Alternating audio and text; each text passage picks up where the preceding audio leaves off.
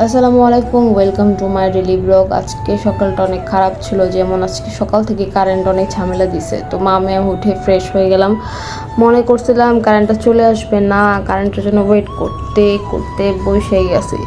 তারেও বলতেছে দেখো মা কারেন্ট নাই, সেও বলছে দেখছেন কী করতেছে, আপনাদের ভেঙ্গিয়ে দিল। তো যাই হোক, সে তার গরম লাগতেছে, সে আমার সাথে এসে ফাইজলামি শুরু করছে। কি আর করবো, বাচ্চা মানুষ, গরম তো।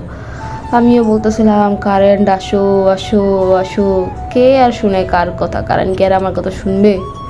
মেরে বলতেছিলাম তুমি চলো, আমি আর তুমি তোমার নানুর বাসায় চলে যাই, ভাবতেছিলাম তাই।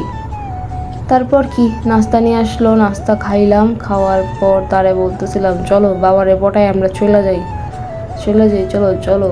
সে বলতেছে আচ্ছা ঠিক আছে চলো।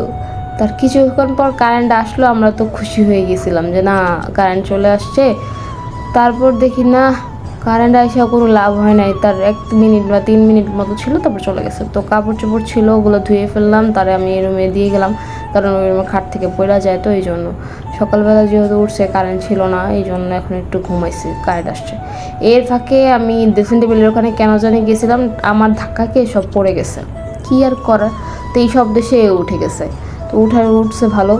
তারে গোসল করালাম, গোসল করে বসালাম, বসার সাথে সাথে দেখি সে হাঁড়ি পাতিল নিয়ে খেলতেছে, যেহেতু কালকে মেলায় গেছিলো। তো সবাই আমাদের বাসায় দাওয়াত রইল। দেখছেন পাতিলটা কি সুন্দর না, কী আর অবস্থা আজকে। তারপর দেখি যে আকাশটা খুব মেঘলা হয়ে আছে, কাপড় শুকাতেছে, অবশ্যই কাপড়গুলো বারান্দায় শুকা দিতে হবে।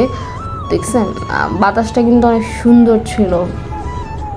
তারপর আর কি রহমতের বৃষ্টি এসে পড়লো। আর আজকে সকালে যে গরম ছিল, বৃষ্টিটা খুব দরকার ছিল।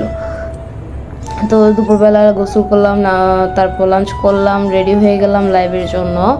যেহেতু লাইভটা আজকে যা হইলো, যুদ্ধ মনে হয়েছে আমার কাছে। তো লাইভ শেষ করে বেরিয়ে নিয়ে খেললাম। তারপর আর কি, এই পর্যন্ত, আল্লাহ হাফেজ।